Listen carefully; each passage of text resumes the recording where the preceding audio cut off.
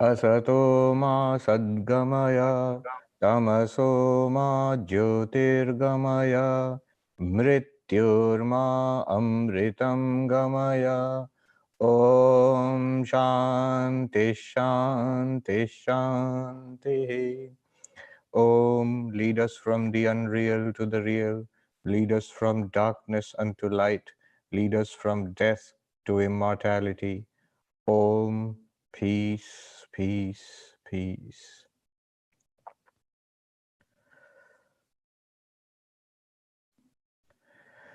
Namaste, everybody, and welcome back to another session of meditation and philosophy.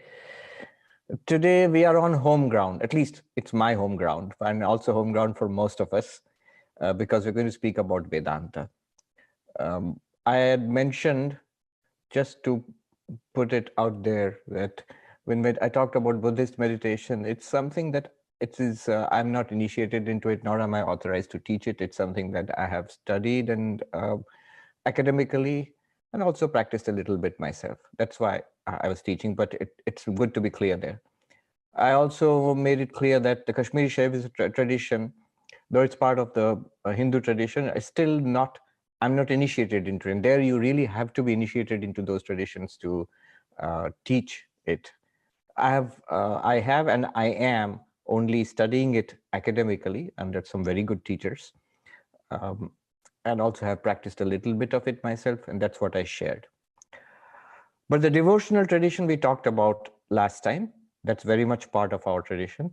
And now we have come to the core of our own, my own tradition, our own tradition, which is Vedanta or Advaita Vedanta. So, yes, I am authorized to teach. I am initiated. I am a monk of Vedanta and authorized, initiated to practice and teach. All right, so that's good. So what is Vedanta? Most of us already know this, but it's good to start by highlighting that. Vedanta Nama Upanishad Pramanam. Vedanta is the source of spiritual knowledge called the Upanishads. Upanishads, we know, are these texts, spiritual philosophical texts, which are found in the Vedas, which are the most ancient and the most fundamental religious texts of the Hindus. Perhaps the most ancient available record of spirituality, which is available to humanity at large. So in the Upanishads, we find what might be called the final teachings, the highest teachings of the Vedas. So in that sense, Anta, when you say Veda Anta, the end of the Vedas literally does not mean the end of the Vedas, because sometimes the Upanishads are found scattered in between the Vedic corpus. It means Anta in the sense of the final, the highest, the conclusion. In Sanskrit, Siddhanta, the final conclusion, the conclusive teachings of the Vedas. And based on the Upanishads, so Upanishads, basically the textual basis of Vedanta is the Upanishads. If you say, what are the texts? What are you talking about? We're talking about Upanishads. But based on that, there is the Bhagavad Gita, which is the essence of the Upanishadic teaching, and put in the form of a very practical spirituality taught by Krishna to Arjuna. The Gita does not claim to be anything original apart from the Upanishadic teaching, and Sri Krishna is cognizant of that. Often he actually quotes directly from the Upanishads. So the Bhagavad Gita is part of the basic set of texts of Vedanta. And then you have another text called the Brahma Sutras. So all systems of orthodox philosophy have a set of sutras, which are aphoristic statements, very short, cryptic Sanskrit sentences. The set of the sutras, it systematizes the entire knowledge. It's like a compressed zip file, in a computer zip file. You have a lot of information which is packed in. The sutras are like that. You have a whole system of philosophy, of spiritual knowledge, packed into a few short sentences. So you have the Yoga Sutras, for example, Patanjali's Yoga. You have much more complex than all of these sutras. You have the Panini's grammar, Sanskrit grammar is based on a large set of sutras. But similarly, you have the Vedanta Sutras, Brahma Sutras. Brahma Sutras and Vedanta Sutras are the same thing. They take up the teachings of the Upanishads and they reflect, they rethink, and they try to systematize. But because they are sutras, they are cryptic, and so they are open to interpretation, and they have been interpreted. In fact, they are in many ways open-ended, so they allow for multiple interpretations. And they have been interpreted in different ways.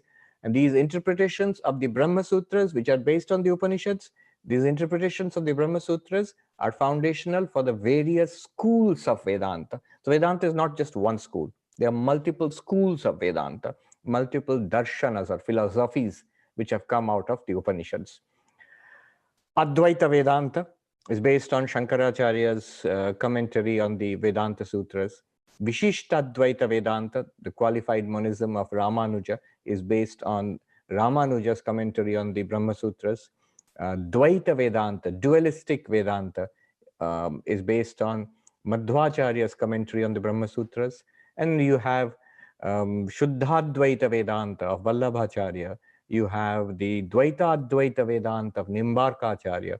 You have the Achintya Bheda Bheda of Baladevacharya, which is the philosophical basis of, in the United States, people are very familiar. The ISKCON, the Hare Krishna people. So they have their philosophical basis in one school of Vedanta called the Achintya Bheda Bheda. What we're going to talk about here is Advaita Vedanta. So I'm zooming in. I've given you the big picture. Now I'm zooming into the specifics of what we're going to do today, next time, and the time after that. Advaita Vedanta, which is one school of Vedanta, but quite distinct, as we shall see, pretty unique in the whole spectrum of religion and philosophy and spirituality. Advaita Vedanta is pretty unique. All the other schools of Vedanta, they are basically dualistic and devotional. Ramanuja's Vishishtadvaita, Madhva's Dvaita Vedanta, Shuddhadvaita Vedanta, Dvaitadvaita Vedanta, and of course the ISKCON, the Gaudiya Vaishnava, Achintya Bheda Bheda, they are all devotional. They are all about God and devotion and worship and faith. Beautiful systems, but they are basically, therefore, they are all theologies. They are reasoning based on certain assumptions about God and presuming faith. Advaita Vedanta is very different. It is pretty unique that way. So we're going to talk about Advaita Vedanta. One advantage of Advaita Vedanta is what it teaches can be said pretty simply. That's the title of today's talk. You might have seen Tat Tvam Asi, that thou art. So this is from the Chandogya Upanishad, one of the Upanishads in which the teacher, who's the father, tells the student, who is his actually son, that thou art, talks about the ultimate reality of the universe, and then finally tells the student, tells his son, you are that reality. Tat Tvam Asi. Tat means that. It's pretty close to the English that. Tvam means thou, you. You, my son, you, the individual being, and that, the cosmic reality, you're actually one and the same reality. And this is supposed to be realized, and this will solve all our problems. See, there are these 2 points here. All of these systems, I'm not just talking about Advaita Vedanta now. What we did in the last 3 classes, in fact, all of these philosophies, especially the philosophies coming out of India, they are all meant for realization. They're all meant for self-realization. As Vivekananda said, religion is realization. It's not believing in something or giving your assent to a doctrine, following a particular system, or subscribing to, I belong to this religion or this organization. No, it's about realization. I remember Swami Premeshanandaji, who was a disciple of the Holy Mother, Ma Sharda, and in his own lifetime, he was regarded as an enlightened person, as a Jivan Mukta Brahmagyani. His sevak, attendant for the last more than 10 years of his life was Swami Suhitanandaji, who is now the vice president of our order, Sanatan Maharaj. He was a young novice, a brahmachari at that time, of course, a long time ago in 1960s. And I had the good fortune to start my monastic life and my early training under Swami Suhitanandaji. So he used to tell me stories about Swami Prameshananda. There was this other elderly gentleman in the ashram when I joined the ashram about 26 years ago, Badal Babu, elderly gentleman, very devoted person.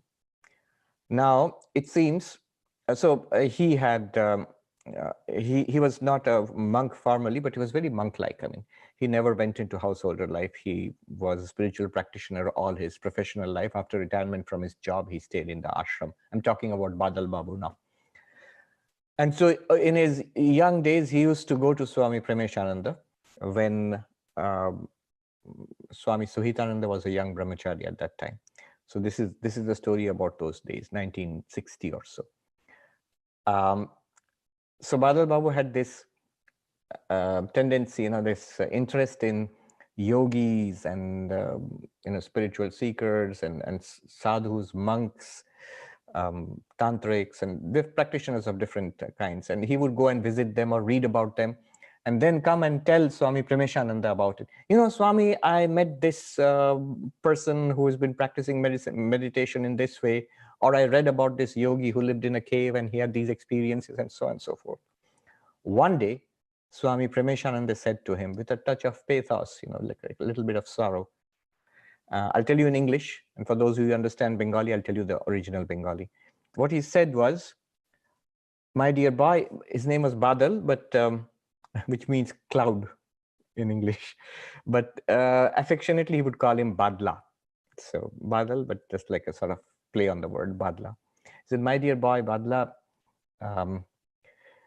look here, if the whole world were to turn into Ramakrishna, not only the whole world becomes spiritual, everybody becomes enlightened, not only enlightened, let everybody become an avatar, an incarnation of God. Ultimately, what is it to you or to me? If we do not realize it in our own lives, it's wonderful. The world will be transformed and everybody will be extraordinary. All that's really good. But at the end of our lives, what does it really matter, what we have read or whom we have met or how wonderful they were?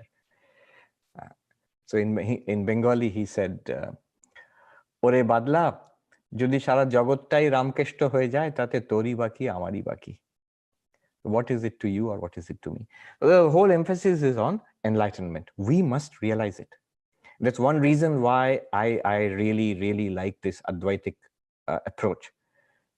Because of all the approaches, this is the most direct. It is concerned solely with self-realization, with enlightenment. As soon as possible, as fast as possible, as directly and as powerfully as possible, as simply as possible. We'll see how. So this is one thing which I wanted to say, that it is all about self-realization. And the second thing I wanted to say was, just like, and remember, it's not just Advaita Vedanta, all the others, Kashmiri Shaivism, Buddhism, the devotional approach, they're all about self-realization. They're all about God realization. The other thing which I wanted to say was, all of these approaches, and especially the Advaitic approach, is about overcoming suffering and attainment of fulfillment. In Sanskrit, Atyantika dukkha nivritti, paramananda prapti. Complete cessation, transcendence, overcoming of suffering. I'm using the words very carefully. Transcendence of suffering. Transcendence of suffering does not mean an end to suffering. The world will go on, the body will go on, COVID will come and go. So that will not be ended by Advaita Vedanta. So transcendence, you are in the middle of it and yet you are not. So that is the goal.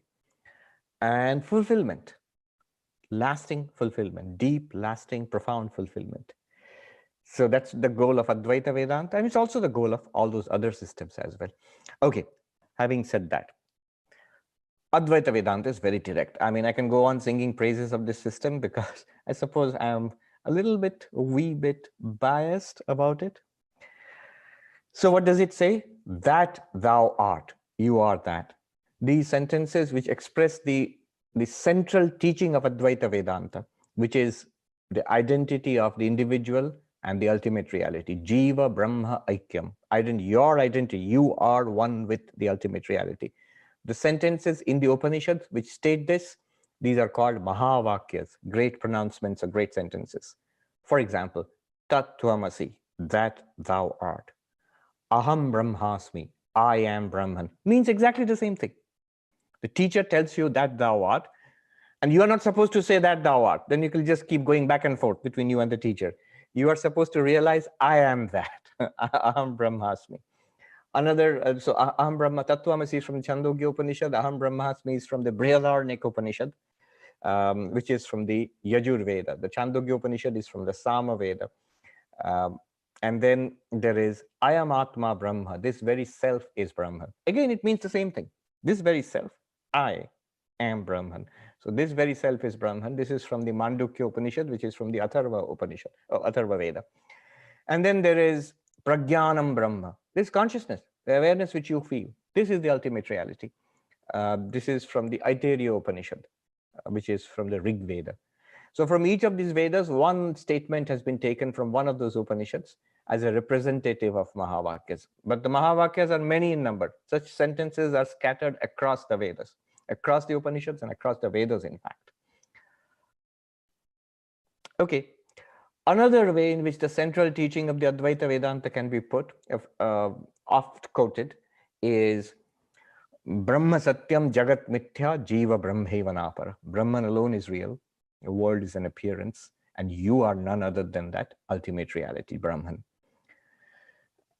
As we go through the talk today, I hope by the end of the talk, I would like you to see that, at least in our understanding, we get what it means. Something so radical and stunning as saying that you are that ultimate reality. You are the only reality of the world. The world is an appearance. What do these things even mean? How can they solve all my problems? How can they give me lasting fulfillment and peace? So this is the promise. At the end of today's talk, we will know this for sure. Now, if you do not, you have questions. Definitely, you're most welcome to ask questions. What I'm trying to say is, it is understandable. It's not very difficult at all. And just the understanding of it, which we can have in the matter of an hour and a half, it is productive of great peace, a great lightness of being. It's a great relief just to hear this. In Sanskrit, there is a term, Shravana Mangalam, auspicious just to hear it. Swami Vivekananda said, the truth is a corrosive substance of infinite power. Hear it once. Even if you don't understand it, even if you don't agree with it, it will continue to work. If not in this lifetime, let's hope in this lifetime. I'm hoping in this class, but over time it will work, and it will have its way, and you will get the result. The result being overcoming suffering and attainment of peace. All right, big promise. As we go into it, what kind of journey are we undertaking? I've said this on other occasions, but you have to listen carefully. What kind of journey are we undertaking? What is this Advaita Vedanta and what is it not? One way of understanding Advaita Vedanta is to understand what it is not. So you have to listen carefully. One is this journey. It's not a physical journey. It's not a journey which is some kind of physical astral journey from earth to heaven. You go to Vaikuntha, the abode of Vishnu, or Kailasha, the abode of Shiva, or the Christian or Islamic heaven. No, we are not talking about going to a place. It's not a journey from here to there. It's not a journey through space. It's not a journey from one place to another place, from a not so good place to a much better place. I'm not saying those things are not possible, but it's not about that. It's not a journey from one place to another. Because that reality we're talking about here, that ultimate reality, is not only there in whatever great place you can think about, but it's also here, equally here. So there's no point of going from one place to another. Which part of the ocean will you go to find water? You see, what a silly question, Swami. Wherever you are in the ocean, there's water. If it's ocean, it's water. So it's like that.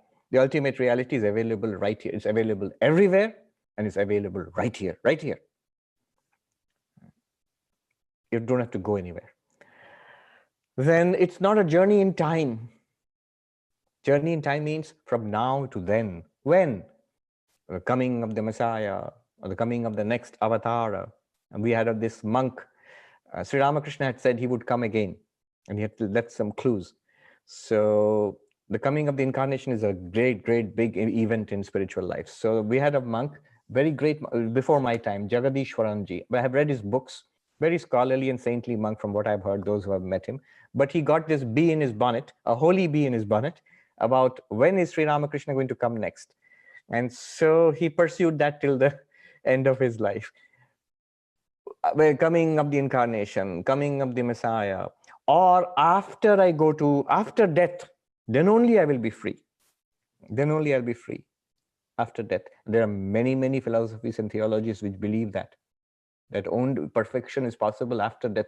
How can you be perfect here? How can you be how can you be fully, transcend sorrow here in this miserable place, in this body? No. Vedanta says, Advaita Vedanta says, it's not a journey from now to then, after death or after the coming of the incarnation, after going, after something will happen. Not after. See, after is a time word. But the reality we are talking about is, it transcends time. It is timeless. What is there then, afterwards, is also now. It is all the time. At what time will you find the ultimate reality? At all times. If it is available at all times, then it's available now. Will it be available in a better form, more distilled form? Now it is too short, and then it will be a one-shot vaccine later on. Then, no. It is always equally good, available right now, right here, right now. It is also not a journey from one object to another. It's something to be understood. Mostly in religion, we're seeking an object. Though we don't use that language, but it could be God. It could be an experience, a samadhi, a burst of light, or a beautiful mystical experience, meeting God who is not me, something else, some other reality called God. I love that story about Ramana Maharshi, where somebody goes to Ramana Maharshi and says that your method of inquiry, who am I? I love that, but I like that, but I don't really, it's not really my way. I am devoted to Narayana, to the Lord Narayana. Is it all right? And Ramana Maharshi said, yes. Oh, it's all right. Yes, it's all right. Then after death, will I go to the abode of God, to Vaikuntha, to the abode of Narayana? And Ramana Maharshi said, yes. Oh, I'll go to Vaikuntha, yes. And will I see Narayana there? Will I see God after death in heaven? Ramana Maharshi said, yes. Oh, really? I will see Narayana? Yes. And will Narayana look at me? Will God see me? Ramana Maharshi said, yes, yes. Will God speak to me? Yes. Oh, Narayana will speak to me. Yes, yes. And what will he say to me? So he will say, find out who you are. Who am I? Find that out. So, but I love that story. It is not a journey from one object to another, from you to something else. It may be God, it may be incarnation, it may be Buddha, Ramakrishna, Jesus, Krishna, Rama, Narayana, Devi, Durga. We're not talking about that. It is not even a new kind of experience. All extraordinary, we are not denying that. All those extraordinary, beautiful, mystical experiences are possible. Visions of gods and goddesses are possible. But we are not talking about that. At this point, somebody may say, well, then I've lost interest because I am interested in that experience. I want to see Narayana or see God. No, you should not lose interest, because what we're going to talk about is the very foundation of that experience. It is there in this worldly experience we are having now. It is there in the depths of meditation. It is there in the heights of mystical experience also. It is one experience. It is the essence of all experiences. If you understand what we're going to talk about, you will see no mystical experience, no samadhi is higher than what we are going to talk about. If you understand what we are going to talk about today, you will see that no vision of gods or goddesses, no mystical experience, no samadhi, is valuable in itself. They are all meant to bring you to this. This is the purpose of all those practices. So, It's not a journey in space. It's not a journey in time. It's not a journey from one thing to another thing, not even from one type of experience to another type of experience. Then what is it? What kind of a spiritual journey is it? It's a journey from ignorance to knowledge. In Sanskrit, avidya to vidya, from ajnana to jnana, from not knowing, not realizing, to knowing and realizing. That's the journey. And that journey is accomplished by what we will do today. What is it not? Advaita is the path of knowledge, from ignorance to knowledge, by which I mean, I am speaking to people who are mature, so you will not misunderstand. It is a path of knowledge, by which I mean it's not a path of bhakti, devotion. It is not a path of yoga, meditation. It is not a path of karma, action. Immediately, let me take it all back. That karma, yoga, bhakti, action, devotion, meditation all have their place. Yes, indeed, in Advaita Vedanta also they have their place. They are essential. But I will be cheating you if I do not distinguish what I'm going to talk about today from those paths. Those are the paths you have already seen. The other three sessions, Buddhism is par excellence a path of meditation. Yesterday, the last class was a path of devotion, and Kashmiri Shaivism is a very wonderful mix of mysticism and devotion, meditation. But this is different. This is different. It's not yoga. It's not karma. It's not bhakti. We must understand Advaita in its own light, and then we can integrate. We can integrate it back. And we will see what role other things have to play. But we must understand it in its own glory. And it is a glory. It's an amazing thing. All right. I have sold it enough. I also said it's not a path of action. This is something that Shankaracharya goes to great extent to distinguish. The reason is because he's distinguishing it from the Purva Mimamsa, the ritualistic portion of the Vedas, which is full of ritualistic action, but action nevertheless. Chanting and meditations and actual physical rituals. And he wants to distinguish the Upanishads, Advaita Vedanta, from that. So he says the Atman, the ultimate reality which we are going to talk about, is not accomplished through action. What can you do through action? He says, Apya, Utpadya, Vikarya, Samskarya. Apya means attain. Something which is not attained, you can attain through action. You are here and you want to go to the next village. You can take the village pathways and go there. That's attaining something which is not yet attained. But you can't do that to the Atman, because as we said, it's everywhere. Where do you go? It is you. What will you do to, it's like saying, so what will you do to attain yourself? You are already yourself. Similarly, Utpadya, it can't be produced. The ultimate reality is not something that is to be produced, and this sounds simplistic, but you can see, if you relate it to the history of philosophy, the whole of Hegelian evolution, from the primeval absolute to the final evolved state of the absolute. So it is something to be evolved through the process of dialectics and reaching a state of excellence. Advaita Vedanta says absolutely not. That's not what we're talking about. It's not something to be produced, like you produced grain in a field. You can't produce the absolute. It is not something to be modified or changed. Vikarya, just like milk is modified into yogurt, you can't modify the individual being into the ultimate reality.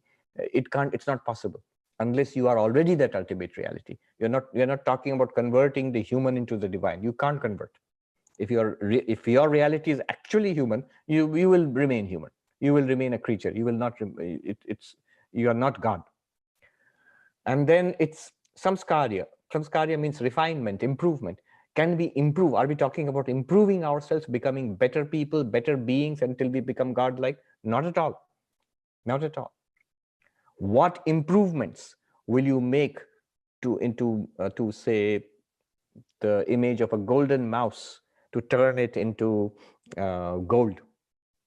You can improve it. You can melt it and change it and make it into a golden Ganesha. This is a reference to Ganesha and Ganesha has a mouse, in the imagery. So the mouse is a mouse and Ganesha is God.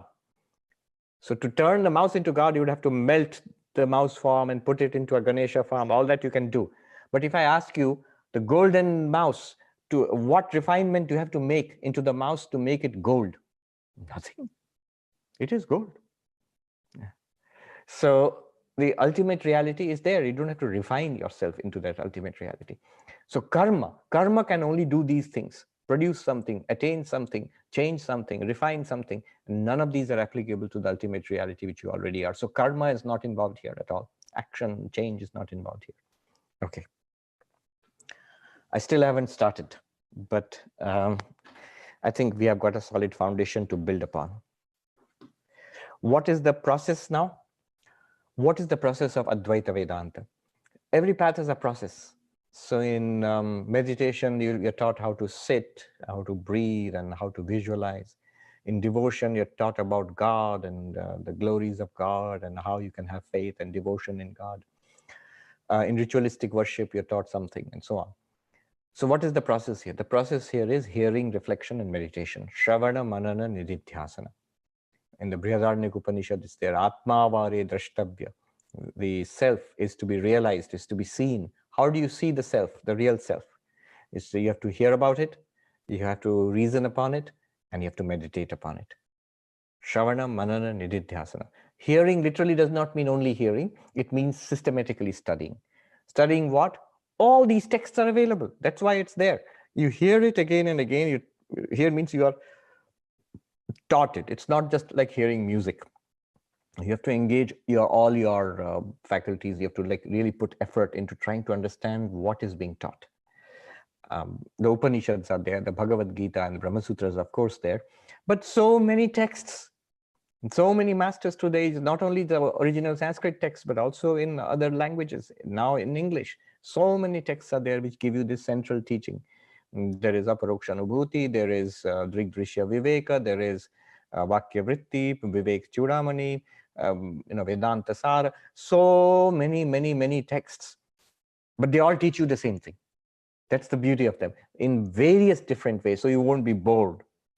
In different ways, the Shravana must continue. Hearing this again and again, being taught it, listening to this. Nothing new. Not one thing will be new. When I said that thou art at the end of this class also, I'll just say the same thing, that thou art. But we'll understand it much more clearly. We'll see what is meant. So Shravana, systematically studying, literally hearing, but systematically studying.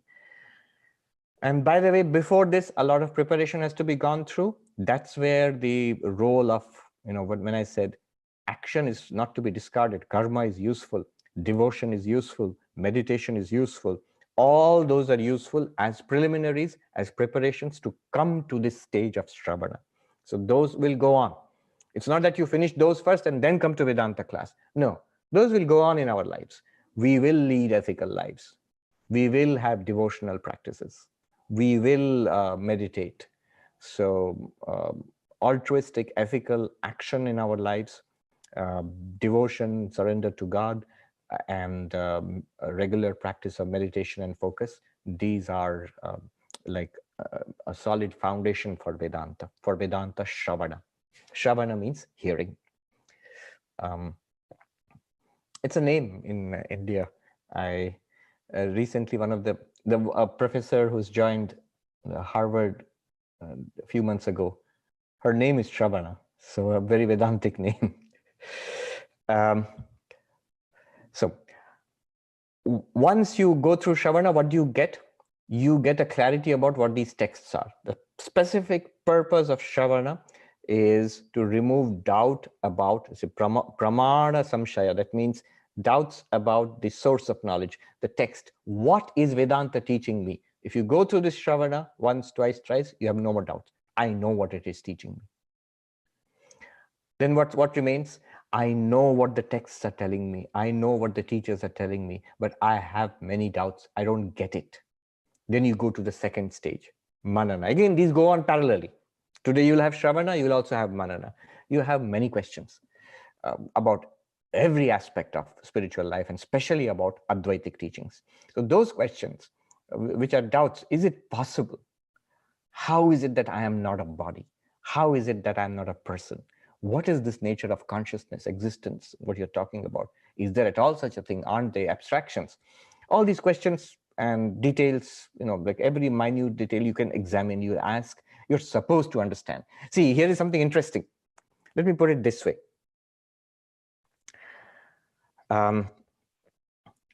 Devotion is accomplished through the heart. By heart, I mean desire and love and passion. All our love, passion, desire for the world is collected and poured to God in faith and adoration. That's how bhakti works. That's how devotion works. It's based on the heart. I mean, I'm not saying that there won't be action, there won't be thinking, there won't be other things, but mainly it's based on the heart. It depends on channelization, sublimation of your emotions. Meditation, it's based on the mind. All other things are there. The body has to be stable, the desires have to be quietened, but it's the mind which has to focus. The mind, which is a series of thoughts about scattered things, it has to be brought under focus, into awareness, into calmness. So meditation is mind-based. Devotion is heart-based. Karma, whether ritualistic karma or actually action in the world, is will-based, is based on the will. I will use my body, mind to do this. So that is action.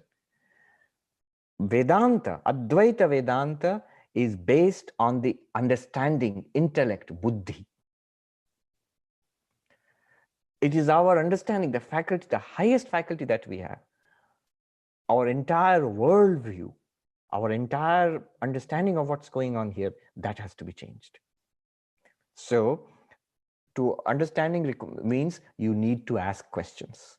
So the second thing, Shravana Manana, which is asking questions and having clarity, you must think. If you cannot love, you cannot be a devotee. If you cannot work for the welfare of others, you can't be a karma yogi. If you can't focus, sit down and focus, you can't be a meditator. If you can't reason, if you refuse to think, Advaita Vedanta won't work for you. You must think. So, manana. It is the way of the philosopher. I'm careful. Philosopher, I don't mean you have to sign up for a philosophy course. Often that's more harmful than useful. Not that you have to read all philosophy books, but philosopher means in the sense of thinking. And then meditation. So after this stage of manana, what have you got? You have got, I now know, I not only know what the texts are telling me, I understand it. It's clear to me. I am convinced. First one, I know the teaching, but I don't understand it. I'm not clear about it. I'm not convinced about it. After reasoning, I know the teaching. Now I'm clear about it. I'm convinced. I'm sold. I got it. But then what's the problem now? One more problem remains. That's still not a living thing for me. I still feel more or less the same. And the promise was I'll go beyond suffering. I will attain fulfillment. That's not quite, I'm not quite there. I get it now what you are pointing me towards, but it's not a full-blown reality in my life yet. The promises have not been fulfilled. So for that, what you have learned, what you have understood, what you have got clarity upon, you bear down on that, you settle down, you soak it in meditative processes, intensely sit with what you have got, understood, the clarity, the conviction. Those are meditative processes. Those we will see in next session and the session after that. So you can see the meditative processes called nididhyasana. They are Advaitic, non-dual meditation, specialized meditation techniques. They will work only if you understand. And you will understand only if you listen. So Shravana, Manana, Nididhyasana. You can't, in Vedanta, you cannot jump to the meditation. In Buddhism, you can jump to the meditation. But in Vedanta, you can't jump to the meditation. You have to understand in Advaita Vedanta. It's like you think deeply about what you learned in class. Oh, so thinking deeply is important. I will not go to class. But then what do you think deeply about? All right. Still haven't started. Now we know Shravana, Manana, Nididhyasana. This is the core practice. All other practices are there. We are not denying the role of karma yoga, bhakti yoga, and Raja yoga or meditation. They're all supporting. But the core practice is Jnana Yoga. What is Jnana Yoga? Shravana, Manana, Nididhyasana. Systematically studying Vedanta, reasoning it through till you get conviction and clarity, and finally meditating upon your absolute clarity and conviction till it becomes a living reality for you, which Swami Vivekananda called assimilating this knowledge. He says, till it tingles with every drop of your blood, I am that. Soham, I am he, I am that. Okay. Now the core of Advaita Vedanta itself, the teaching, I will go through very fast, but then we'll keep coming back to it. It is this: we do not know what we are. We think the moment we are asked what we are, we don't think about it. But if you are asked, our first reaction is, oh, I am this thing here. What do you mean by this thing? Body? Well, yes, body and the mind, body, mind, I guess that's it. The person, this person. I am this person. I'm Swami Sarvapriyananda. Who else would I be? This instinctive identification with the body, mind.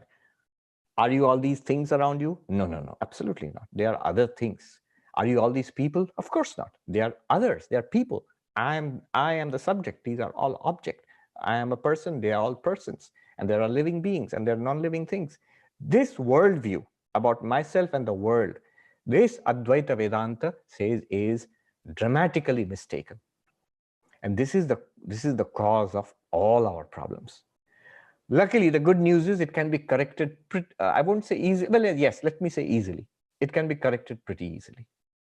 The insight, the breakthrough, it's a pretty flimsy layer of a veil of illusion which separates us from the truth about ourselves. As Vivekananda used to say, if only you knew, if only you knew what you truly are, if only you knew the truth about yourselves.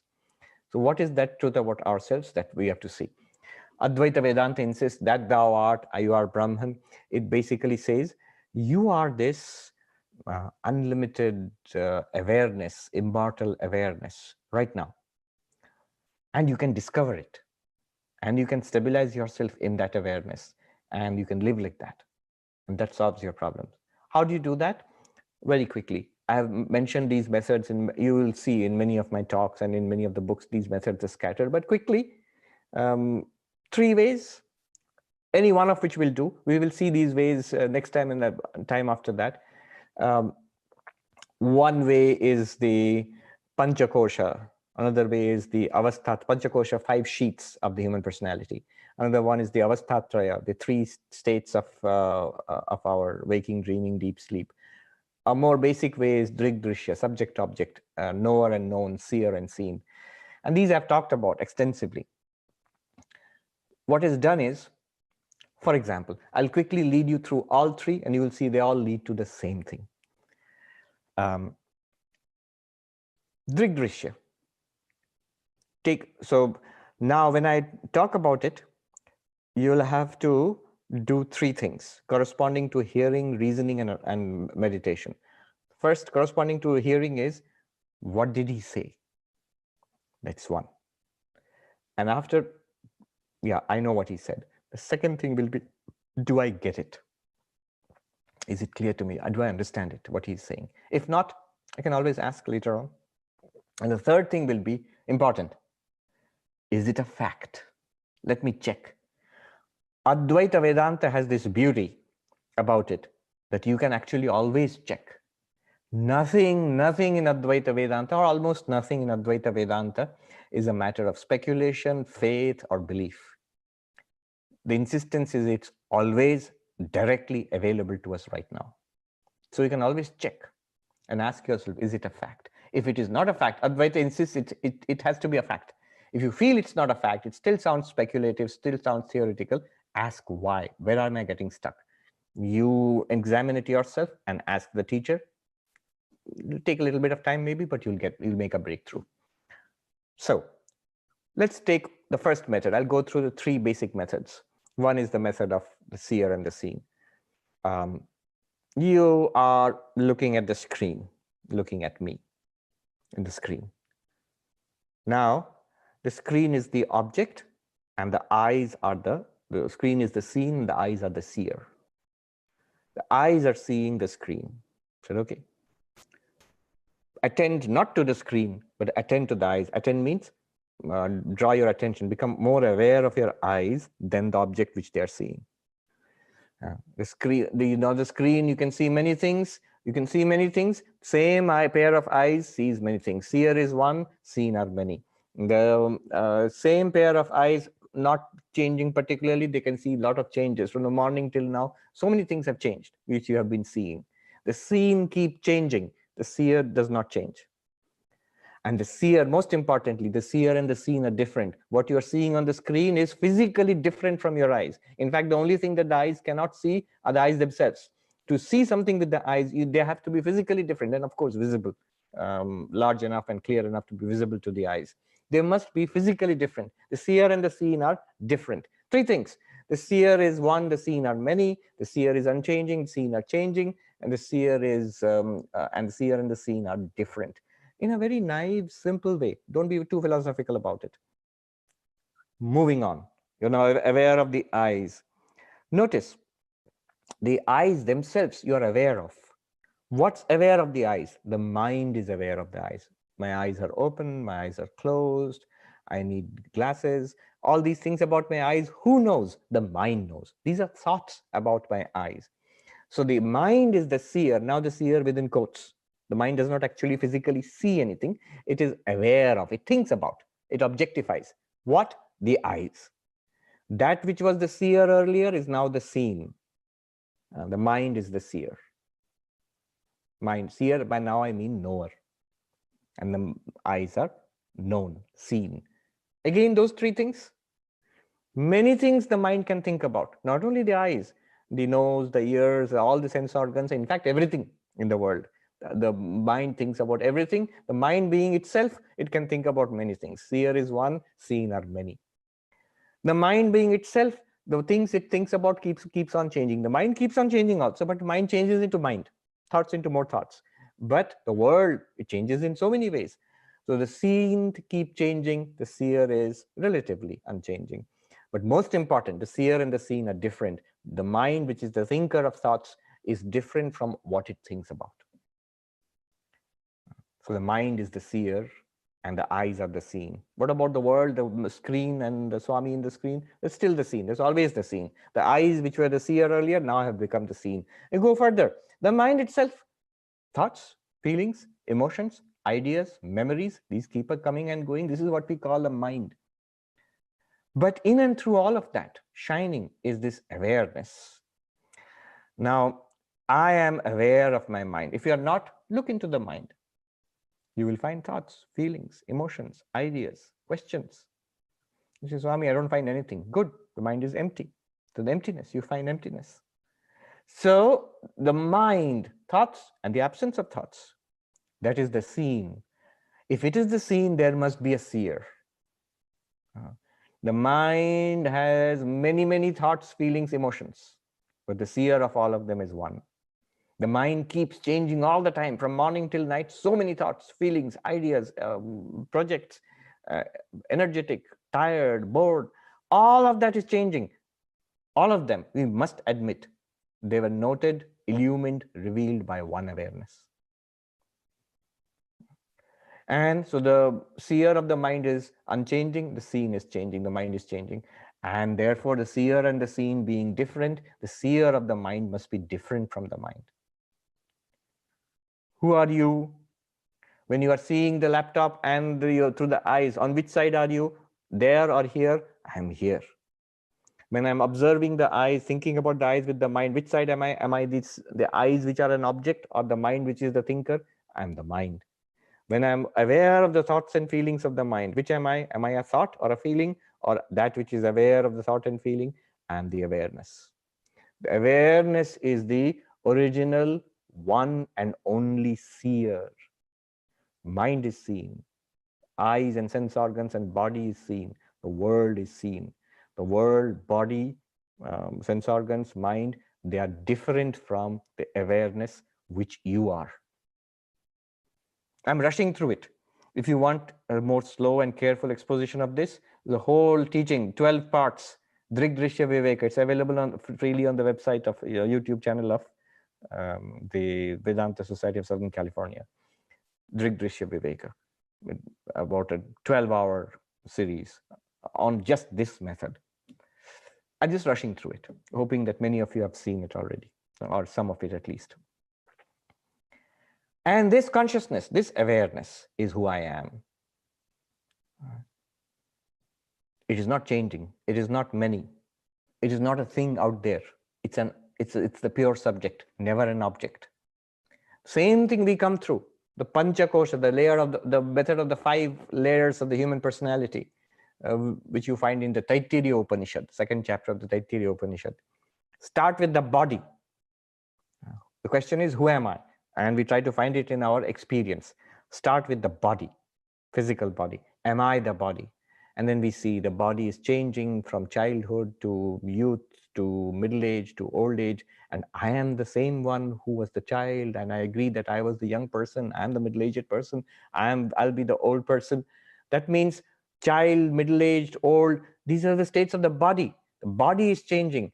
And if I am one and the same, I admit I was the same, how can I, the unchanging and the changing, be the same thing? Changing and unchanging cannot be the same thing. So I, the unchanging experiencer of the changing body, cannot be the body. And then other ways are there. You can apply Drigdrishya Viveka here. I am the witness, I am the experiencer of the body. The body is something that I experience. And the seer and the seen must be different. And so the body is not me. You can apply awareness and object of awareness. I am aware of the body. The body is not aware of me. I can say, hey, body, you're doing well these days, or you're not doing too well these days. You need to lose weight. The body never says to me, hey, Swami, how are you? Are you good? The body never talks back to me. The body is not aware that I exist. I am aware of the existence of the body. I, the awareness. The body, which is an object, how can they be the same thing? It's a thing. It's as much of a thing as this book or this piece of cloth. It's a thing. I am aware. The awareness of the thing. I'm aware of the body. Then what am I? If I'm not the body, but I feel I am somewhere in there. I'm this awareness in there. All right, let's look. In there, subtler than the body, inward to the body, the breath. Step by step, they're going subtler and inward. Breath, breathing in. We did it for the Buddhist meditation. The Buddhist was interested in using the breath as an anchor for awareness. But what Vedanta asks you to do is, think about it. Are you the breath? Does the breath change? Yes, of course. Breathing in, breathing out. The prana, which is behind the breath, is sometimes energetic, sometimes tired, sometimes healthy, sometimes sick. It changes. And I am identified with all of them. I say, I am breathing in, I am breathing out. I am sick, I am healthy, I am hungry, I am full. These are all states of the prana. I am the same one identified with different states of prana. So I am not the prana. Because it changes, I don't change. It's an object, I am the subject. I am aware of it, it is not aware of me. I am not the prana. In Sanskrit, these words are very simple and powerful. Savikara, nirvikara, drashta and drishya, chit, jada. But where am I? I'm somewhere in there. Okay, inner to the prana, deeper, the mind, thoughts, emotions, memories. Am I that? Most people stop there. I'm the mind. I'm the person. I never really believed that I was the body, but I'm the person in the body. I'm an embodied person. Same thing in the mind. Apply it. Does the mind change? Yes, it does. Happy one time, sad at the other time, forgetful at one time, with the sharpest memory at the other time, curious and bored, and so many things, angry and peaceful. Which one are you? If you are the mind, which one are you? You say, no, sometimes I'm angry, sometimes I'm peaceful. That means you are not tied with angry mind, peaceful mind. You are the one which experienced anger and absence of anger. You're the one who experienced curiosity and boredom. It's the mind which is changing. You are not changing. So changing, unchanging, you cannot be the changing mind. You are aware of the mind. You are the seer of the mind. Huh? Drashta and drishya, seer and seen. You, the seer and seen, must be different. You cannot be the mind because you see the mind. See means know the mind. If you want, you can introspect. You can know the thoughts and feelings. You do. And even more stunning, mind is not conscious, or at least mind is not consciousness. You are consciousness. You are awareness. You shining, the mind is illumined. The mind appears to be conscious. But you are consciousness there, right there in the mind. This awareness and a thought, they're two different things. Thoughts come and go. Awareness does not come and go. Same awareness which is aware of happy thought, same awareness aware of miserable thought. Awareness has not changed, thought changed. So awareness and not aware, chit jada, you cannot be the mind. You look further inwards, the faculty of understanding, intellect, buddhi. One second. The faculty of understanding, the buddhi, that also we are not. Because that also changing, our understanding is changing. You're aware of your understanding, drashta and drishya, and you are awareness. Even the buddhi, understanding is not awareness. That might sound like a strange thing to say. So we are in such subtle realms that most people don't think in this way. The intellect, suppose you get something, you suddenly understand that, oh, seer and seen are different. Seer and seen are different. This thought, seer and seen are different. This understanding, the seer and seen are different. This is also something you are aware of. It's not aware. This understanding, seer and seen are different. Is it saying, hey, Swami, you got me all right? No, it's not aware of me. It's not aware of anything. It's just a state of the buddhi, of the intellect. It's made a breakthrough. That's all. You are not the intellect also. If you push beyond that, you will hit a blank wall. Beyond the mind, you'll hit just blankness. If you suppose you drop awareness of the mind, no thinking, no understanding, no memory, no desire, blank. But that blank is also an object because you are aware of the blank. The awareness illumines the absence of thoughts, which is that blankness, which is basically what happens in deep sleep. There's no thoughts, no feelings, no perceptions, but that's a blankness. The moment you wake up, you recall a blankness. Where at the time of the blankness, you cannot think. If you think, then the mind is active. But afterwards, when the mind becomes active, you can always reflexively go back and say that there was a time when the mind was not active, which means that time was revealed by an awareness. Okay. What I've just done is the 5 sheets of the human personality: physical, Annamaya Kosha; vital, Pranamaya Kosha; mental, Manomaya Kosha; intellectual, Vijnanamaya Kosha, subtler and subtler and subtler, inwards and inwards and inwards. And the blankness beyond everything, the darkness beyond the mind, Anandamaya Kosha, the bliss sheath. Beyond these, the witness of all of these, illumining all of these, their activities and their absence of their activities, is you, the awareness. You are not physical like the body. The awareness is not physical. You are not vital, prana, like the pranamaya kosha. You are not a thought or an idea like the manomaya or vijnanamaya kosha. You are not nothing either, blankness, like the anandamaya kosha. You are awareness. You are of the nature of light. You illumine activities of all these 5 sheets. Same thing. Do you notice, by the way of the seer and the seen, and by the way of these 5 sheets, we are basically coming to the same awareness. It is the same awareness which reveals your waking. It reveals all our experiences in waking. It illumines our dreams. It illumines the deepness, the darkness of deep sleep also. That is called the 4th in the way of the 3 states: waking, dreaming, deep sleep, Mandukya Upanishad. That also points to that same awareness. By the way of Drigdrishya, seer and seen, it points to that one unchanging light of awareness which you are. By the way of the 5 sheets, Panchakosha Viveka, it points to that one unchanging light of awareness which you are. By the way of the 3 states of waking, dreaming, deep sleep, Mandukya, I have what, 50, 60 classes on the Mandukya Karika. All they point to you, the unchanging awareness. This awareness is what is meant when the teacher says, Tat Tvam Asi, that thou art. Where? Here and everywhere. When? Now and all the time. You are that reality. What is that reality? Let's see what we have found.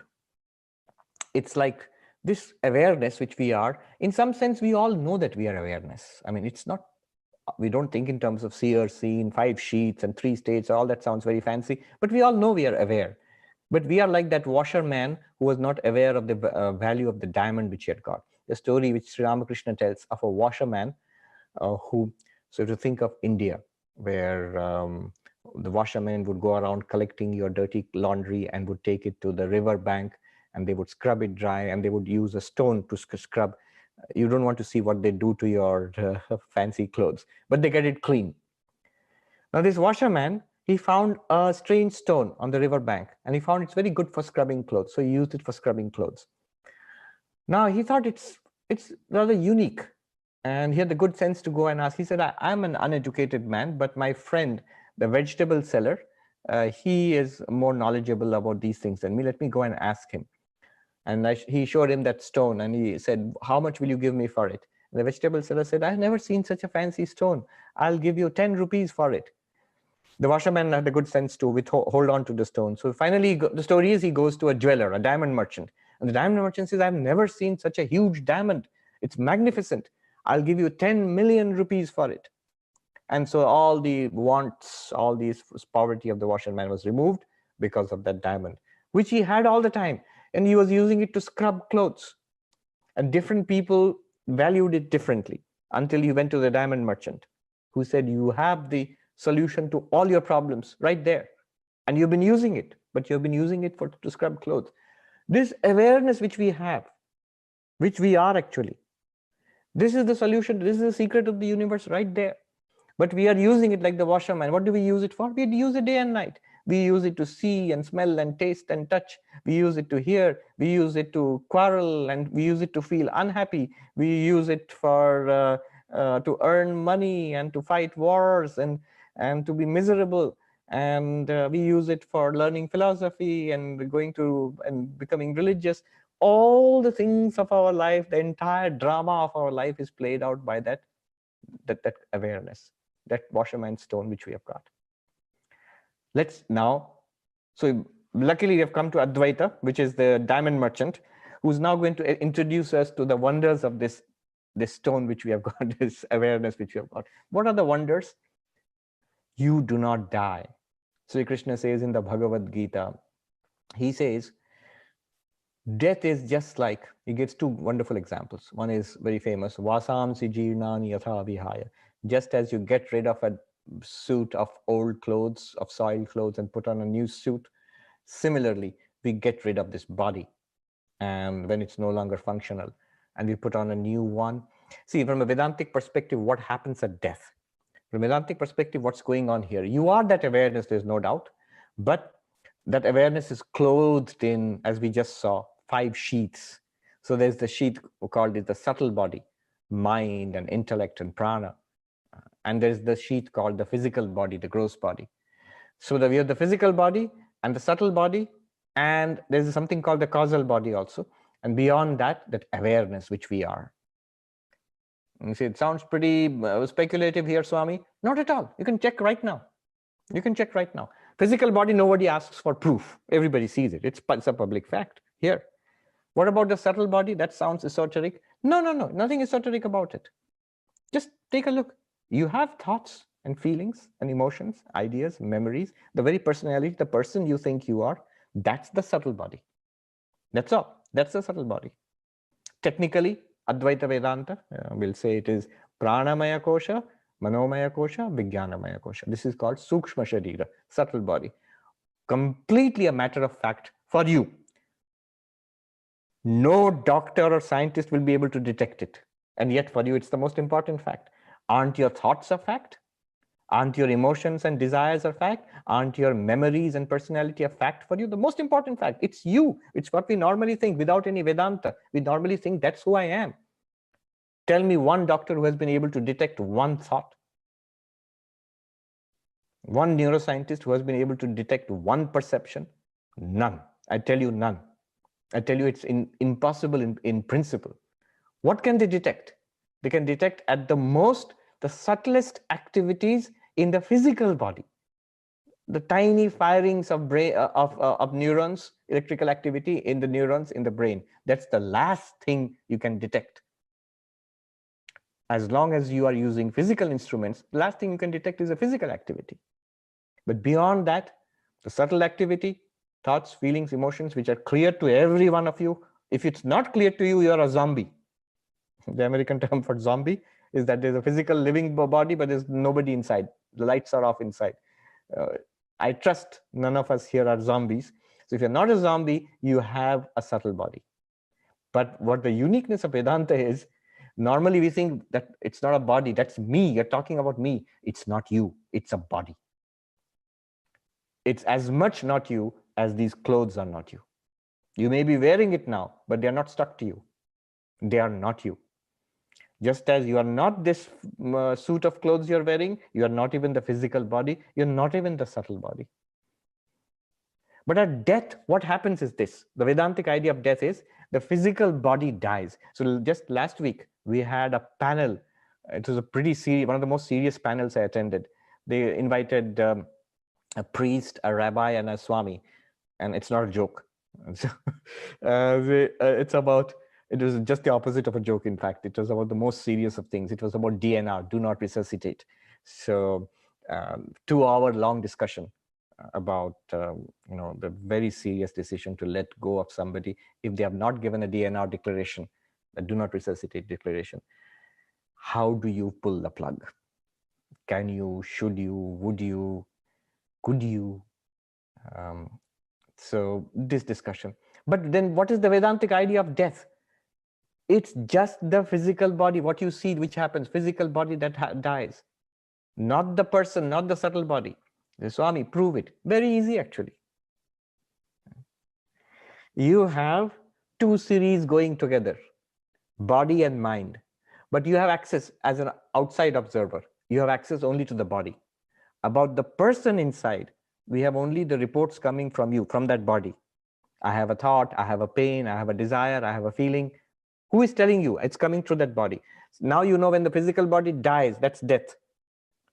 That second series, to which you had only access to the physical body, how are you claiming for sure that that series is also dead? How do you know? That series has no access to you anymore, nor do you have any access to that. It could still be going on, but you just can't access it.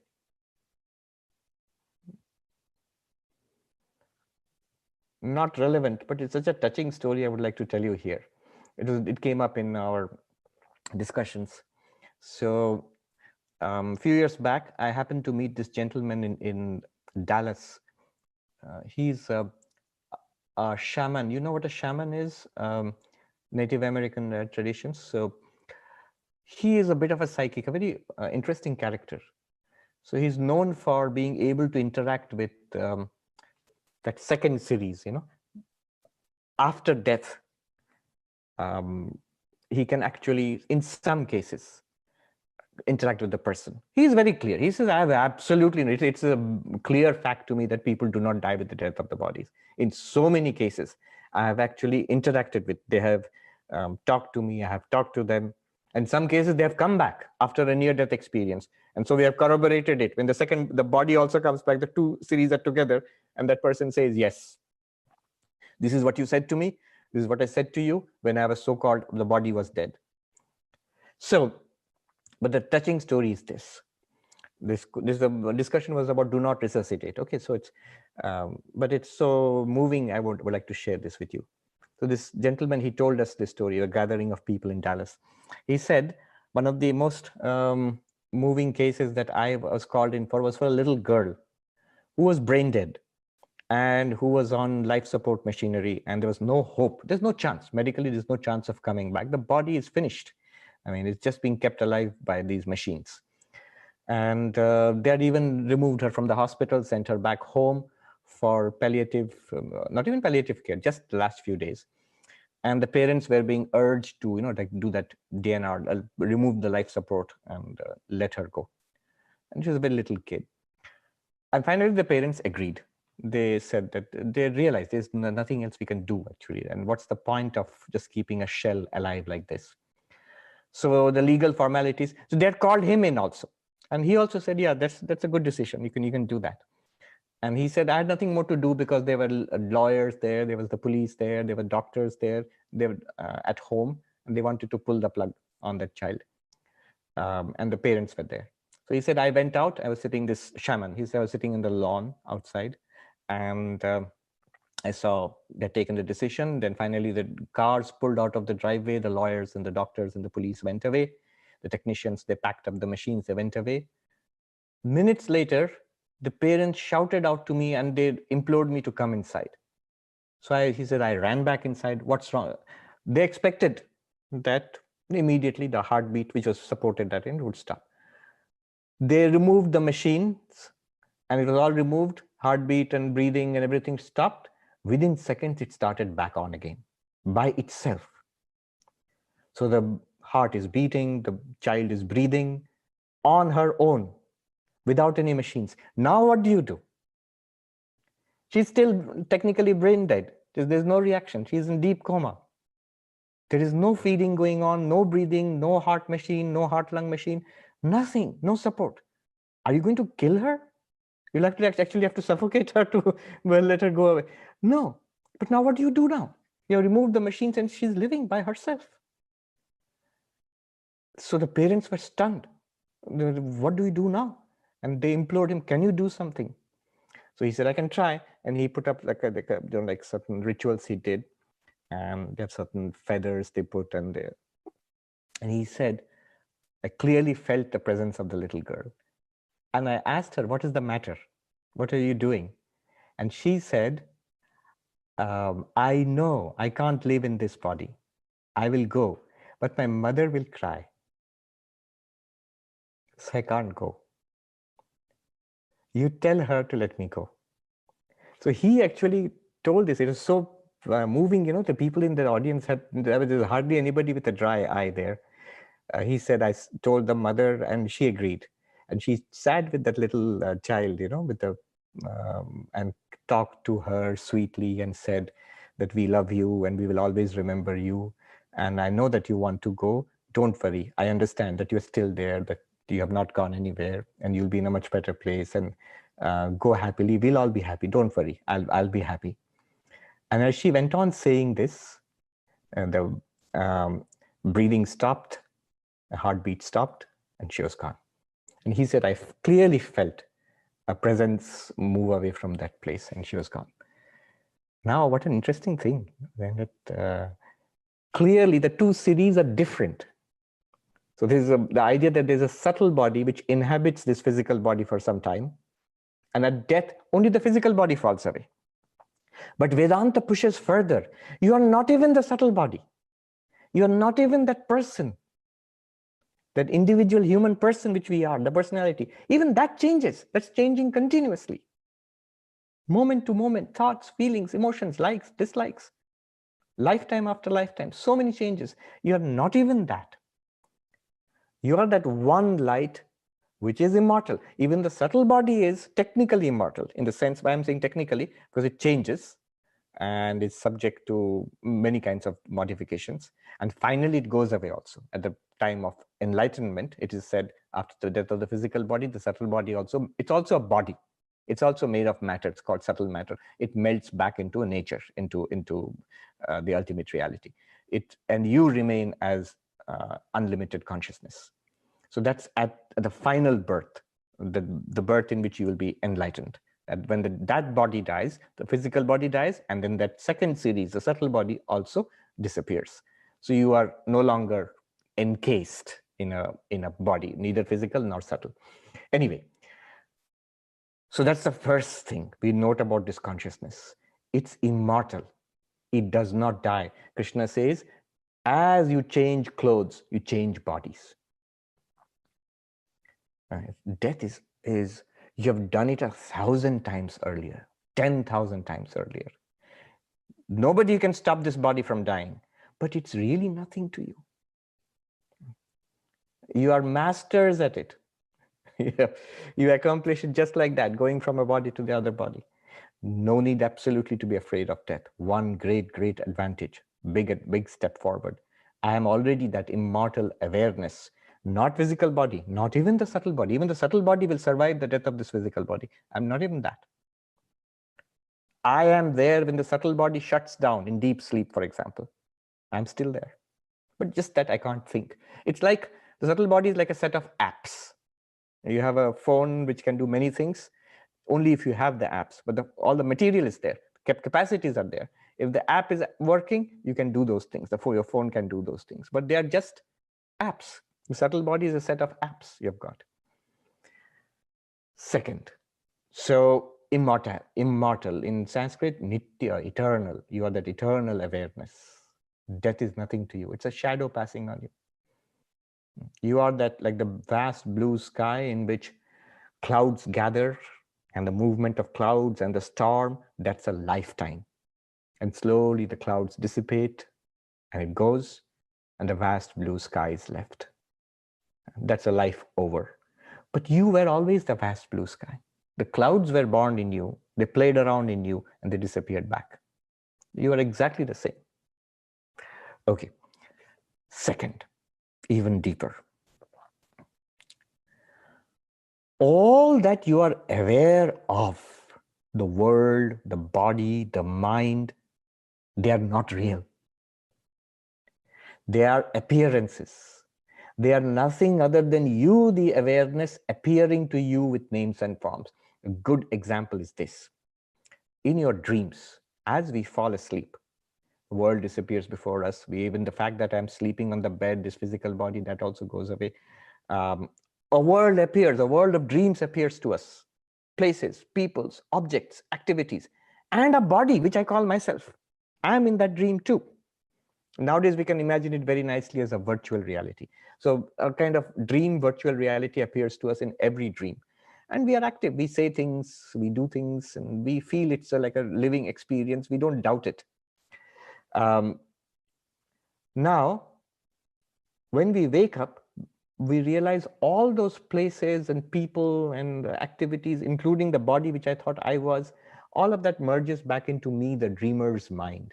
And I realized none of that was anything apart from my mind. I did not actually go to those places. I did not actually meet those people. I did not actually do those things or eat that stuff or say those things also. All of it was my mind playing around, projecting it.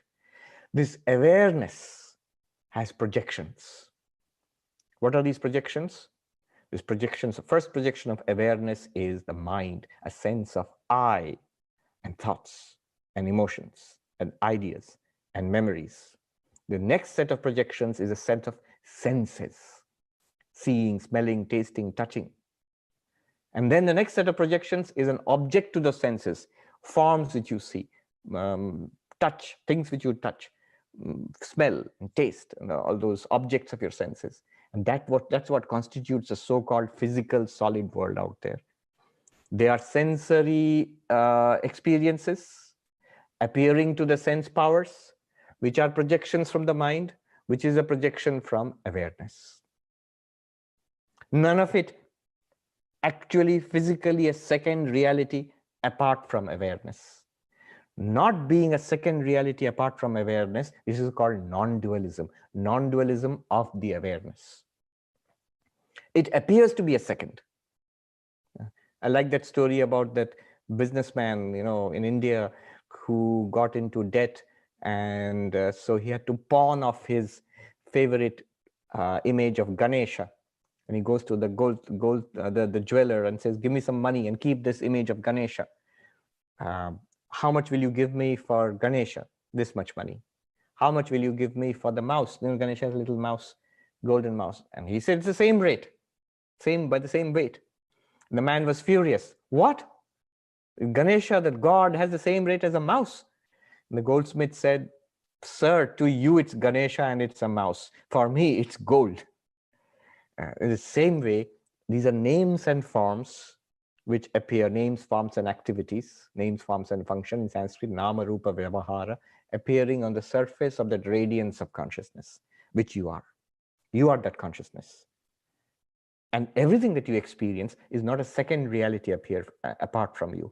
If you see yourself as a body and the person, these are all second realities. Imagine you in your dream, whatever you see appears to be a second reality apart from you. But the moment you wake up, everything that you saw in your dream was you. From your consciousness perspective, from your body perspective, all these are separate from you. But from your awareness perspective, all this world is nothing other than what you sense. All that you sense is nothing other than your mind, and all your mind is nothing other than like waves on the surface of an ocean, the ocean of consciousness which you are. It's a non-dual reality. There's a logic behind it. There's no time. That's why I'm not telling you. I wanted to explore a little further.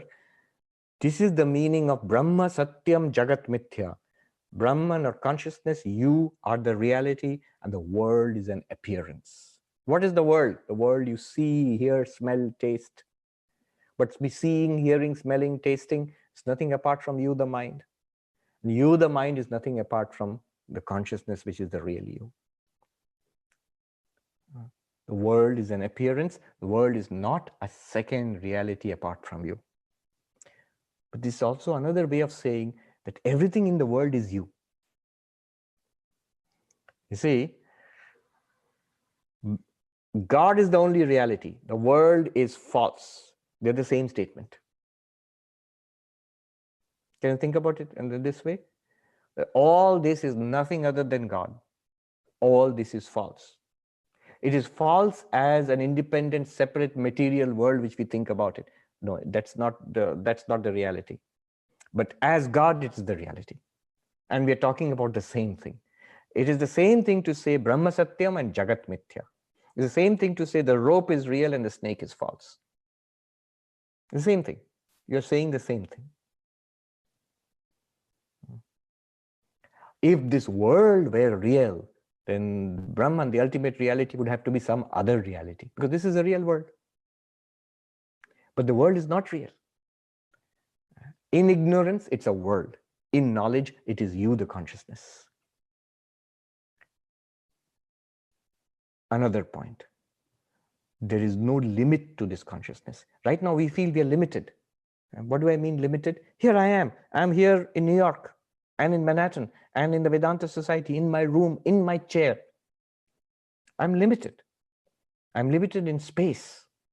I'm limited in time. I was born on that date so many years ago, and I'm going to die in a few years hence in some particular date. I'm limited in time. I had a beginning, I'll have an end.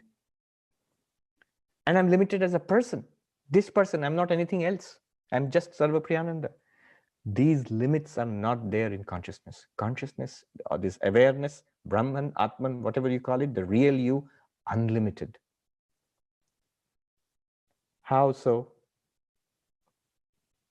Space is in you, the awareness. You, the awareness, are not in space. I like this. I tell this example many times. When this was being taught in a ashram in Haridwar, a monk at the back, when the teacher said, you are all pervading awareness, and the monk at the back raised his hand and said, hey, wait a minute, hold it right there. Let alone being all pervading. I am right here. I'm not even there where you are teaching from. I'm just here sitting on my seat. How can I be all pervading? I don't even pervade this hall. I'm here, not there, in Hindi. मैं यहाँ हूँ, वहाँ नहीं. I'm here and not there. How can I be all pervading? And the answer was wonderful. The teacher said, he said, but here and there, are they not both in your awareness? यहाँ और वहाँ, क्या दोनों ही तुम में नहीं है in चेतन में? In what sense? Suppose you say in your dream, it's a dream, you don't know it's a dream. I'm sitting here, and then somebody comes to me in the dream and says, look, all of this, the park and the sky and the place and all these people, they are all in you, all space is within you. I say, what nonsense? I'm right here. I'm not even there. And those places are far apart. And that's the east side of Manhattan. That's the west side of Manhattan. They're all separate from me. But when I wake up, who will be right? That man in the dream who told me the whole thing was within you will be right. So, okay, that's an example of a dream. But how is that true in the waking state? In the waking state, think about it. Where is the limit of your awareness? Say, but Swami, what do you mean? Take a look around. You can only see the limits of your walls. What's beyond your walls is beyond your awareness. No. There's a difference between perception, knowledge, and awareness. What I see here, it is in my awareness as the seen. But there is something vast beyond this, I know. It's in my awareness as the unseen, unknown. But still in my awareness. If I ever were to see it, I would see it only in my awareness. If I ever were to hear it, I would hear it only in my awareness. The world exists as known and unknown in awareness. And these sets of known and unknown, they are permeable sets. Sometimes things keep coming from the unknown set into the known, going from the known set into the unknown. Known and unknown together make up your awareness. So there is no limit to your awareness. Time is not a limit, space is not a limit. Time and space are in awareness. Awareness is not in time and space. Awareness is, you're not a slice of awareness located in a particular space. Rather, space is something that appears to you in awareness, just like a dream. Time, you're not like a flash of awareness moving from past to present to future. Past, present, and future move back and forth in you, the awareness. Just track it in your experience. You will see it is true. Time and space do not limit you. You're unlimited in time and space. It's like water. If you look at the waves in the ocean, the waves seem to have boundaries. This wave, that wave, that wave. But if you look at water, where is the boundary between one wave and the other? It's all water. The wave is water, that wave is water, in between is also water. The boundary also is water. It's one seamless water. In the same way, it's one seamless awareness, which appears as you, the subject, and the objective universe. You, the seer, and the seen. Swami Vivekananda says, one alone exists. It appears as nature and soul. Nature means this material universe. Soul means the experiencing person. It is one seamless whole, one endless, without any distinction, without any barrier, one awareness. The universe is one with you. Am I one with the universe? No. That's an interesting thing. All the movies on the screen are one with the screen. No movie, no tragedy, no comedy, nothing, good and bad movies, nothing can exist without the screen. But the screen is not one with the movies. The screen is completely independent of the movies. It can exist with a comedy, it can exist with a tragedy, it can exist without a movie. You are like that screen in awareness. All the worlds, they exist in you. None of them exist apart from you. But you, the consciousness, the awareness, you can exist apart from the worlds. When the worlds disappear in the great pralaya, the dissolution of the worlds at the end of the cycle of the universe, or in deep sleep, you are the awareness, you still exist. You are unlimited. And this awareness is not an object. Very important. Where is this awareness? What is this? How can I grasp it? You can never grasp it as an object. Krishna says, aprameya. It's not an object of knowledge. Aprameya, prama means the instrument of knowledge, so or correct knowledge. Pramana is this instrument by which you know. So the eyes see. Eyes are an instrument of knowledge. Ears are an instrument of knowledge. Inference is an instrument of knowledge, and so on and so forth. All of them reveal objects in the world. Eyes reveal forms. Ears reveal sound. Scientific inference reveals scientific truths about the world. And all of them are powered, illumined by you, the awareness. None of them reveal you. You reveal them.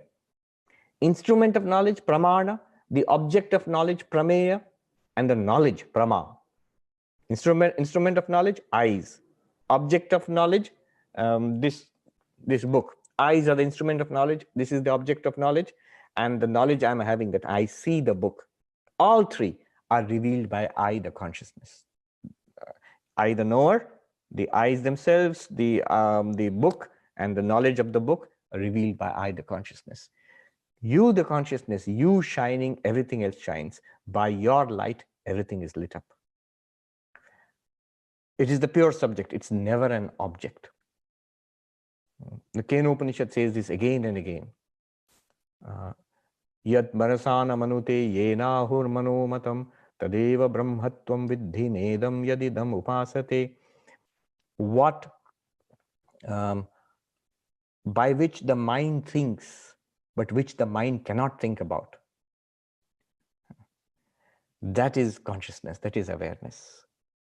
The mind does it, look at it right now. It's not being, they're not being cute or being very profound. This is telling a fact.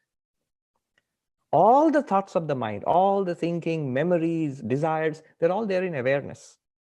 By that, the mind thinks. Awareness reveals the activities of the mind. But nothing in the mind can reveal awareness. It's like the sun shines on the moon and the moonlight reveals the world. Consciousness or awareness shines on the mind and the mind can think about the world. But the moonlight does not reveal the sun. It's impossible. First of all, the moonlight is nothing other than the sunlight. And second, the moonlight is not necessary to reveal the sun. The sun blazes forth with its own light, 1,000,000 times more bright.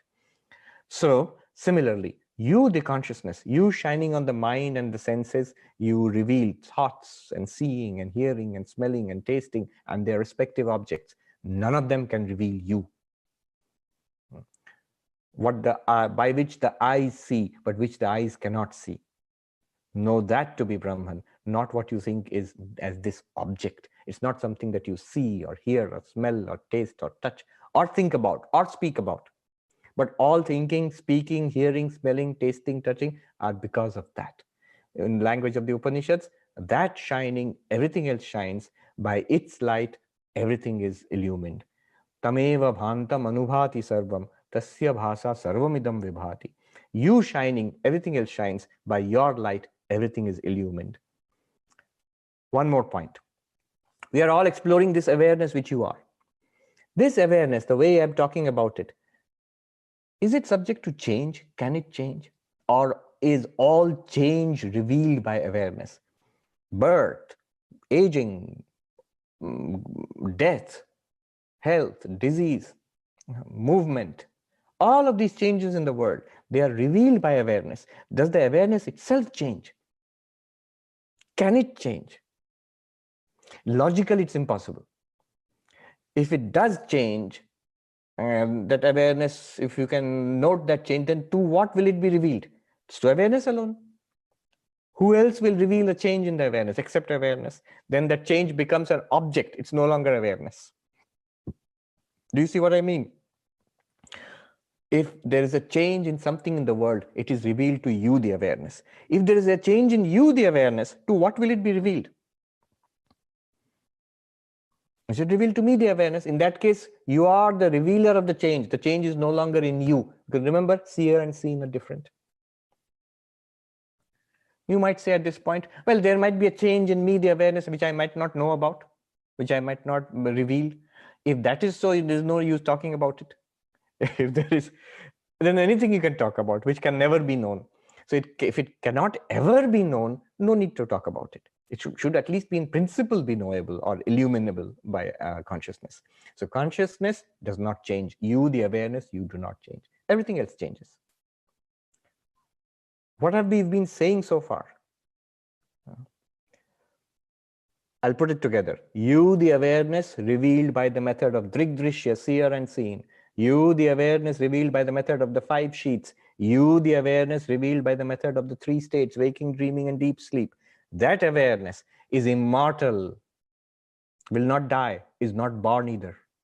It reveals the birth and death of the body. It reveals the transmigration, like that little girl going away from the dying body to its destiny. That subtle body going from body to body. That is revealed by you, the awareness. You are that immortal awareness. No death for you. Second, You are the reality. Everything else is only your appearance. You are real, the world is an appearance. Brahma Satyam Jagat Mithya means you are the reality of which the world is, you the awareness, not you the person. You the awareness is the reality. The person immediately says, that's cool, I'm the only reality. No, if you think you are the only reality as the person, that's the philosophical fault called solipsism. No, you are the reality as the one awareness. The world is an appearance. It's not a second reality apart from you. Therefore, you, the awareness, are non-dual, Advaitam. Third, you, the awareness, are limitless. Space does not limit you because it appears in you. You are not appearing in space, just like a dream. Time does not limit you. You are the experiencer of time. Time does not experience you. No object, no being, nothing in the world limits you because they all are in you. Just as a wave cannot limit water, right? A wave cannot limit water because every bit of the wave is water only. Nothing in the world can limit you. You are unlimited. You are not an object. You are the pure subject, aprameya. You reveal the activities of the mind, intellect, senses. They do not reveal you. You are the pure subject. Therefore, you cannot be known as an object. You cannot be seen, smelled, touched, tasted, you the awareness. You cannot be thought about. You cannot be expressed in language. But all of that is being done because of you, your presence. You blessing the senses and the mind and the intellect. The senses can see, hear, smell, taste, touch. Mind can think, intellect can understand, memory can remember. All of it functions because of you. All of it is active because of you. And remember, they are nothing other than you. They are all appearances in you. And you are beyond any kind of change. All changes are in this world of appearance. You do not change. Therefore, putting it all together, you are not subject to this cycle of birth and death. You are not a part of this chain of karma. You are not a doer of deeds, nor are you the sufferer of the consequences of those deeds. Though you reveal the entire game, it's only because you, the consciousness, the mind illumined by that consciousness and associated with the body, does deeds. And the so-called person gets the results of those deeds. Karma functions at that level. You are not bound by karma, but karma appears in you. Huh? So you are free of this whole cycle of karma. This freedom from the cycle of karma is called moksha, mukta. You say, but Swami, that means I am free right now. Yes, you are. You are free right now. As consciousness, you are free of karma. The moksha which Vedanta talks about, which all these systems of philosophy have been talking about, to attain moksha, liberation, freedom from cycle of birth and death, freedom from karma. You have it already. It's your very nature. You are free. Because you are eternal, immortal, because you are the reality of which the world is an appearance, non-dual, because you are limitless, in which time and space have their play, but you are not in that, because you are changeless. Because of that, you are free of karma, you are free of bondage, you are liberated. Knowing this reality, understanding it, is the result of Shravana and Manana. Once some kind of clarity dawns, and you can see right now it's not all that easy, but once some kind of clarity dawns, then you move on to the next stage of making it a living reality through meditation. When we do it through make it a living reality through meditation, that is called Jivan Mukti, living liberation, that we can actually manifest that, we can live that truth in our day-to-day activities, in the midst of aggravations, in the midst of being acting like an embodied being in the midst of all of these others. So you will play this role of being the person, but now you know you are not a person anymore. You are an impersonal reality, an infinite impersonal reality. Living like that is called Jivan Mukti, free while living. And that's the goal of Advaita Vedanta. So we'll take it forward in the next class. I've gone a little bit over time, but I think I've been able to convey. Quick outline. What did I do? What is Vedanta? What are the main texts? What it is not?